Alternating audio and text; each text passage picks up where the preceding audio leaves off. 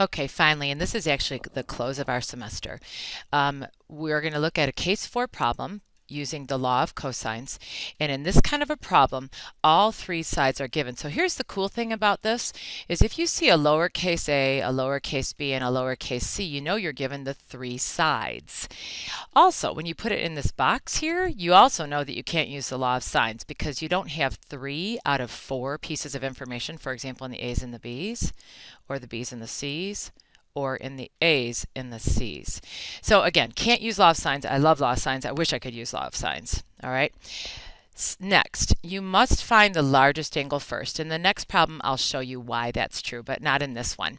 So what you do is you look at the three sides, and you got to find the largest angle first. So of these, the largest side would produce the largest angle opposite it.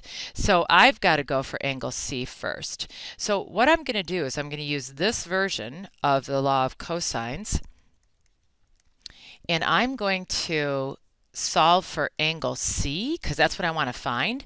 So I'm going to subtract a squared from both sides of this statement. And if you don't mind, I'm going to show you that I'm going to subtract b squared from both sides as well. So on the left side, I have c squared minus a squared minus b squared.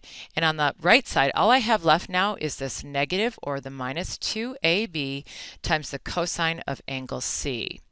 So to get the cosine of angle C alone now, I need to divide by a minus 2a times b. So right here, a minus 2a times b. That gets me a value for the cosine of angle C. And I would probably put this on my note card, this formula. So now what I'm going to do is I'm going to put the numbers in. It's 2.917 for C here, and then for A and B. So you just have to be careful because you've got quite a bit going on in the numerator and quite a bit going on in the denominator.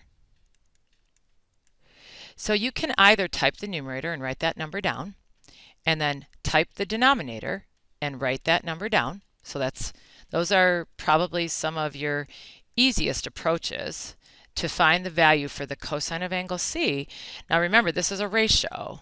This is going to be a number between 0 and 1 because it represents cosine is the side adjacent over a hypotenuse in a right triangle. That is still what this is. So you could go 2.917 squared minus 2.331 squared minus 2.726 squared, and you could write that value down. So up here, a negative 4.355748. I choose not to. I choose to now divide that number, that answer, but in parentheses by a negative 2 times 2.331 times 2.726. Please notice how I did not put any parentheses here around the 2.331 because all they represent down here is multiplication. I'm going to hit enter, and what I have is the value for cosine of angle C. It's 0.3427 or something like that. Again, this has to be done in a set of parentheses. You have to have gotten an answer here for the numerator, or you could put the whole numerator in parentheses to get this value. But remember then, to get the size of angle C, you've got to go second cosine, second answer I'm going to put here, because in my calculator already is this 0.3427. So I'll go second cosine, second answer, and I found out that angle C is 69 I'm going to go ahead and call that 70 degrees, if you don't mind. So angle C is equal to 70 degrees.